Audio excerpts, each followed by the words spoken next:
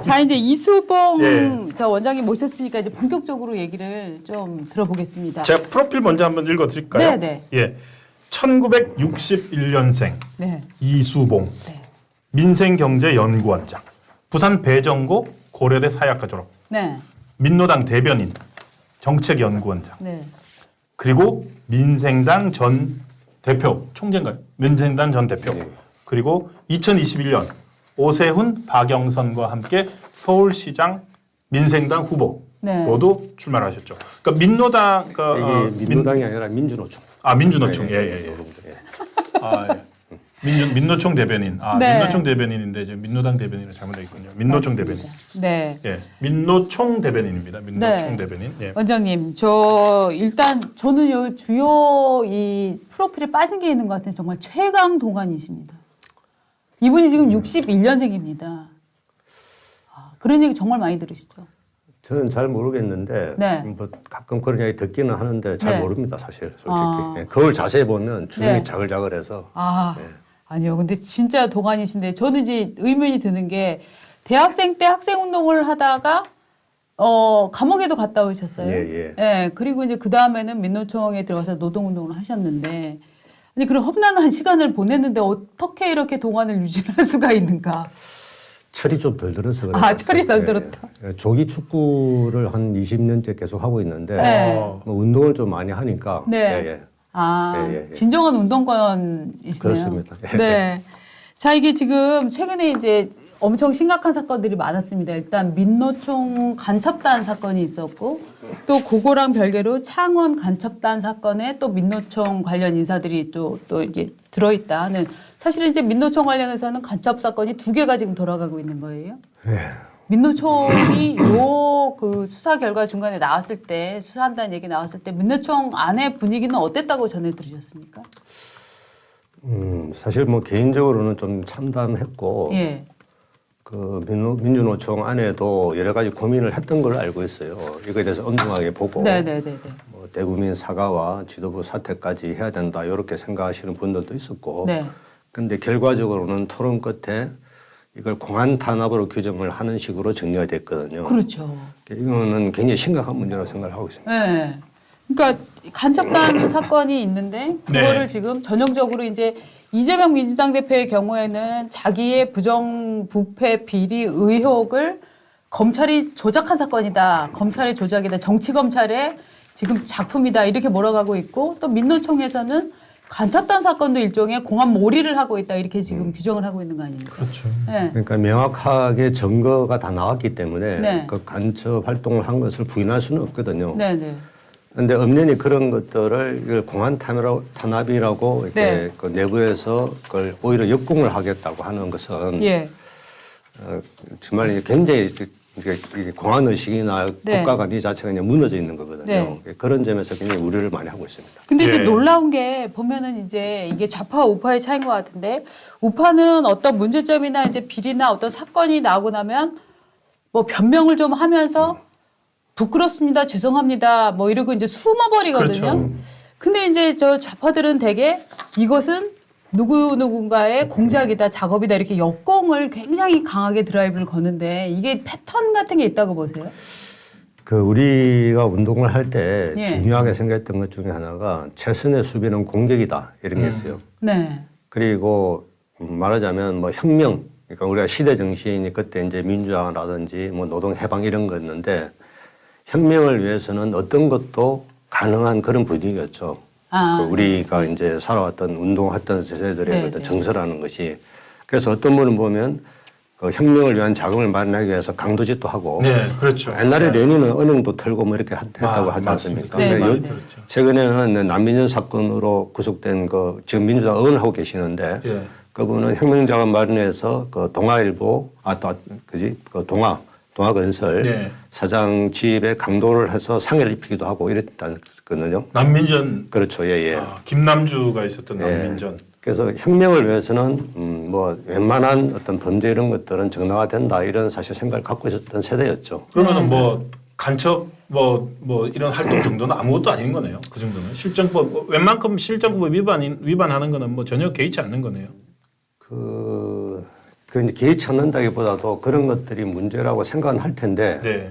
그 뭐가 문제냐면 간첩이라는 것과 그다음에 그 말하자면 역사관이 있습니다. 네. 지금 제일 큰 문제 운동권 세대들이 지금 갖고 있는 역사관의 제일 큰 문제는 대한민국이 미국의 식민지다 이런 관점이거든요. 그런데 이거는 북한에서 주장하는 건데 맞습니다. 대한민국의 운동권 세대들도 그런 생각을 굉장히 많이 하고 있거든요.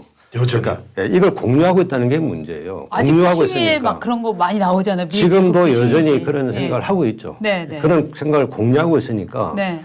간첩이든 아니든 그것이 내부적으로는 별로 오히려 이제 그게 더 이제 신비화되거나 우상화되거나 이런 경향도 있고. 간첩이 네. 오히려. 예, 그러니까 우리 세대 때는 그랬습니다. 우리 좀 이렇게 80년대, 90년대까지는. 네. 근데 지금은 약간 분리시켜 생각해 볼 필요가 있다고 봐요. 그러니까 지금 우리 그 우파 진영에서 그냥 뭐 단순히 그냥 주사파 뭐 이렇게 규정을 하는데 네. 쉽게 이야기해서 간첩과 그 간첩이 아닌 주사파 조직이 있단 말이에요. 네. 이것이 수직적 관계냐 아니면 수평적인 연대 관계냐 네. 이런 걸 구별할 줄 알아야 되거든요. 그래서 네. 그런 점은 좀 더 세밀하게 들여다볼 필요가 있습니다. 근데 아까 조금 전에 우리 방송 시작하면서도 나왔지만은 사실은 윤석열 탄핵을 주장하고 있고 마치 국내 세력인 것 같은데 네. 그 사회자가 사실은 뭐 그 유튜브 뭐 소래소리라는 데서 활동하고 있고 수능생들한테 모집하는 네. 프랜카드를 걸었고 근데 알고 봤더니 대진련이라고 하는 그 북한을 추종하는 대학생 세력의 소속이고 이런 형태로 지금 전혀 바뀐 게 없어요. 지금 2000년대에 태어난 애들도 이 정도거든요.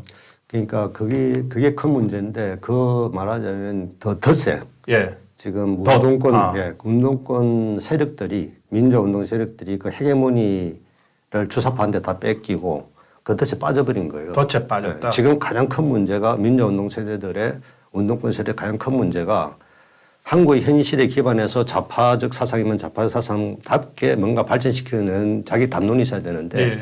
그게 없고 모든 것이 어떤 그 북한적 세계관, 북한적 사회관으로 다 어떻게 보면 헤게모니에 뺏긴 거 이게 지금 네. 가장 큰 문제입니다.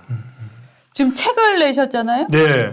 그래서 지금 말씀하시는데 지금 네. 이제 소개를 하려고 하는데 이게 지금 최근에 나온 거죠. 어제 어제 저기 출판 기념회 기념회도 하셨고. 따끈따끈하고 예. 네. 하셨는데 이 책에 보니까 책의 제목이 시대 시대 정신의 정신의 배신. 배신. 예. 이게 이제 운동권이 지금 시대 정신을 배신했다는 말씀도 되실 것 같고 6페이지에 보니까 정말로 이 글을 서두르게 된 직접적 계기가 민주노총 간첩단 사건이다. 이렇게 또 밝혀 놓으셨더라고요.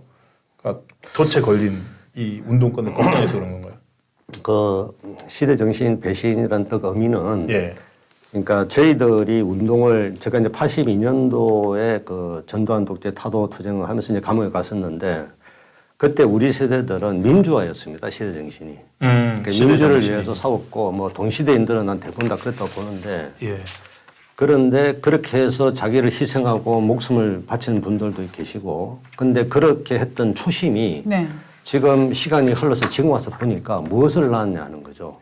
그렇지. 사회 양극화 문제 그대로 있고 자살률 세계 1위고 그 출생률도 지금 가장 낮지 않습니까? 그렇죠. 이게 굉장히 사실은 심각한 징조거든요. 네. 그러면 민주화 투쟁을 열심히 했는데 그 결과가 지금 이런 거라면 뭔가 문제가 있는 거 아니냐.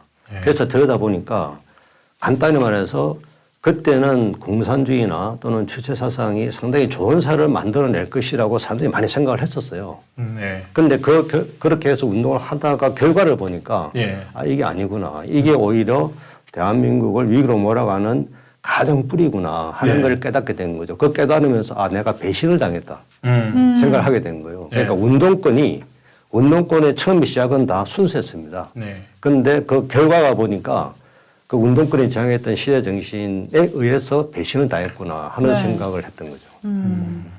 저 근데 이제 시대 정신이 말씀을 하시니까 이 현재 이제 이 과거의 운동권이었다, 뭐 민주화 운동을 했다라는 거를 이제 굉장히 큰 자기의 이제 자산처럼 쓰고 있는 사람들에 대한 얘기를 안 할 수가 없는데요. 그렇죠. 일단 송영길 전 민주당 대표의 경우에는 아직 뭐 변호사로서 노동운동 많이 했었다, 뭐 이런 얘기들을 많이 하는데 맞습니까? 뭐 저 잘 아는 친구랑 뭐 이렇게 특별히 이야기하고 싶지 잘 않은데 잘 아시는군요. 아시는 아니 이제 인천에서 같이 이제 부딪혔기 때문에 아, 근데 우선 뭐 송영길 씨는 그렇게 노동운동을 이렇게 세게 한 분은 아니에요. 그러니까 택시 연맹에서 네. 조금 하고 이제 상근자 활동 좀 하고 네. 그러다가 이제 고시 공부를 하면서 이제 제 입장에서 볼 때는 네. 저는 배신자네요. 제 입장에서는 오히려 배신자죠. 배신자네요. 그러니까 84년부터 6년간 일단 완전 이제 현장에서 노가다를 했거든요. 네. 그리고 30년 동안 이제 그 노동 운동을 쭉 이렇게 했는데 네.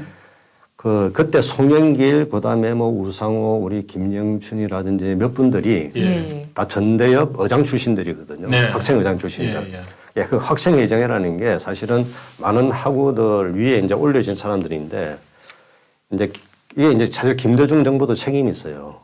김대중 대통령이 되기 위해서 했던 네. 게 두 가지거든요. 이제 동진 정책, 그러니까 지역 연합과 맞습니다. 그다음에 진보 연합이거든요. 진보 연합에 쓸 포장지가 필요했던 거예요. 네. 그 포장지로 제일 좋은 게 학생회장 출신 운동권. 맞습니다. 예. 이 얼굴이 알려져 있는. 그렇죠. 그 사람들이 사실은 제대로 하려면 운동을 하기 위해서 이렇게 그 국민수로 내려가서 쭉 이렇게 그 제대로 성장해서 올라와야 됩니다. 네. 충분히 경험을 하고 예. 국민들의 아픔, 노동의 아픔을 알고 올라와야 돼요. 네. 근데 그냥 뭐 한 1, 2년 또는 몇 년 했다 해서 그게 알아지는 게 아니거든요. 근데 그런 사람들을 그냥 딱딱딱 뽑아 올린 겁니다. 그러니까 별을 그러니까 숯불 이제 끌어올려 버린 네. 거죠. 그러면 그게 제대로 열매가 열리겠습니까? 열매가 나중에 썩거나 안 좋은 열매가 열리는 거죠. 네. 지금 보고 있는 게 그 모습입니다. 시대 정신 아까 지금 민주화라고 하셨는데 네. 지금 방금 또 송영길 대표 같은 경우에 그리고 그 세대는 자기 스스로를 민주화 세대라고 하잖아요. 예. 그 민주화 세대의 대표들이 지금 말로라고 할까요? 근데 그 사람들이 지금 후배 세대인 저나 뭐 이런 사람들한테 지금 꼰대라고 손가락질 받고 있습니다. 민주화 세대는 왜 이렇게 됐을까요? 저는 일단 우선 그 사람들이 민주화 운동의 내용을 더 대표하는 사람은 아니라고 봐요. 아니라고. 예, 예. 이렇게 떠 있는 분들은 어떻게 보면 거품이었고 진짜 민주화 운동을 했던 세대들은 오히려 이 바닥에서 드러나지 않게 나름대로 지역에서 열심히 하는 분이 훨씬 더 많습니다. 네. 그래서 그런 분들은 저는 굉장히 안타깝게 보고 있고 또 네. 그런 부분의 일부가 민주화 동지회를 결성을 해서 뭐 주대환, 함은경, 민경우 뭐 이런 예. 분들이 오히려 민주화 운동 세대가 만들어낸 쓰레기를 우리가 치우겠다고 이렇게 그렇죠. 치고 있거든요. 예. 그래서 그런 분들과 실제 그 초심을 가지고 지금껏 그런 걸 견제하고 있는 분들하고 섞이지 않았으면 하는 생각입니다. 예. 이재명 민주당 대표의 경우에는 나는 소년공 출신이다. 이거를 정말 대선 기간 중에 엄청 많이 이제 일종의 세일즈를 했단 말이죠. 그 민노총이나 이런 입장에서는 변호사 이재명으로부터 뭐 도움을 좀 받았습니까? 본인은 뭐 운동을 많이 했다, 막 이런 식의 지금 분위기를 만들고 있는데. 저는 뭐 그거에 대해서는 전혀 이렇게 인정할 수 없고 네. 괜히 안타깝게 생각하죠. 어떻게 민주당이라고 하는 나름대로 정통 야당인데 네. 정통 야당에서 그 이재명 씨 같은 분이 대표를 하면서 지금 현재 이렇게 그 여러 가지 이제 방탄 비리로 그 안 좋은 모습을 보여주고 있다 생각을 하고 있거든요. 네네. 이것을 민주당에서 그걸 옹호해야 되는 입장에 지금 돼 있잖아요. 그렇죠. 저는 굉장히 이게 그 문제가 많다 이렇게 보고.